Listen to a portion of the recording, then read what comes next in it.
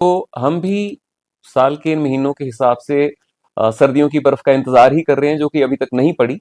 अभी तक पड़ जाती थी, परंतु बर्फ का पड़ना तो किसी भी वक्त अवश्यंभावी है। इसके लिए मैं आपके माध्यम से सभी को, यहाँ की जनता को, प्रशासन को, और जो हमारा एक मजबूत पिलर है जर्नलिज्म, उन सबको ये बताना चाहूंगा कि हमने इसमें लगभग 15 दिन पहले प्रत्येक डिपार्टमेंट के साथ, जिस डिपार्टमेंट की जिम्मेदारियां, रिस्पॉन्सिबिलिटीज या काम बहुत ज्यादा होता है बर्फबारी के दौरान। एग्जाम्पल देता हूं, बर्फ पड़ेगी तो पेड़ भी गिरेंगे, बिजली की आपूर्ति भी मुश्किल होगी, जो लोग आगे पीछे रहते हैं वहां जाने के रास्ते बंद हो जाएंगे, रास्तों को क्लियर करने के लिए पीडब्ल्यूडी की जरूरत रहेगी, हमारे ब्लॉक की जरूरत रहेगी, और सबसे इंपॉर्टेंट चीज है उन तक खाद्य सामग्री पहुंचाना।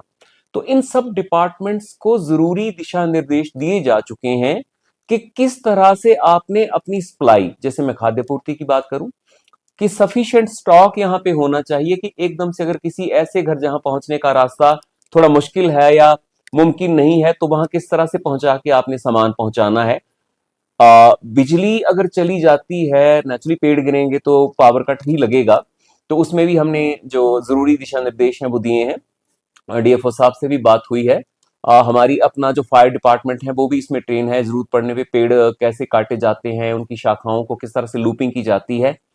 इस तरह के तमाम अनुभवों से, तजुर्बे को हम बरसात में हुई नेचुरल कैलेमिटीज को लगभग डील कर चुके हैं।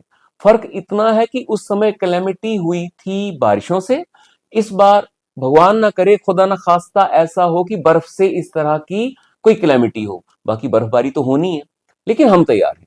एक मैं आपके माध्यम से और आपको भी एक चीज जरूर बताना चाहूंगा कि डिजास्टर मैनेजमेंट का जो फंड हमारे पास आया था, उसके तहत हमने अभी 20 दिन पहले 3 दिन की ट्रेनिंग करवाई, जिसमें हमने 60 वॉलंटियर्स तैयार किए, जिसमें सभी डिपार्टमेंट्स ने प्रैक्टिकल रूप में उन वॉलंटियर्स को समझाया कि बर्फबारी के दौरान कोई आपदा हो जाती है तो किस तरह से उस आपदा से निपटा जा सकता है, किस तरह से फर्स्ट एड दी जाएगी, किस तरह से लोगों को बचाया जाएगा, किस तरह से आपने पैनिक ना करके फंसे हुए लोगों को निकालना है। तो हमने 3 दिन की वर्कशॉप ये भिलई में करवाई। उससे पहले भी हमने 1-2 वर्कशॉप्स करवाई थी, पर वो बरसात से रिलेटेड थी। इस बार हमने बर्फ से रिलेटेड करवाई है, और उसके साथ ही साथ हम तमाम डिपार्टमेंट से इससे रिलेटेड मीटिंग भी कर चुके हैं कि आपने किस तरह से अपनी जो सप्लाई है, चाहे वो इलेक्ट्रिसिटी की सप्लाई है, चाहे वो सड़कों का जारी रखना है, चाहे वो आईपीएच की पानी की सप्लाई है, किस तरह से उन्होंने उनको जारी रखने का जो एक प्रयत्न किया जाना है, उसके बारे में उनको दिशा निर्देश दिए जा चुके हैं। साथ में लेटर भी जारी किया है।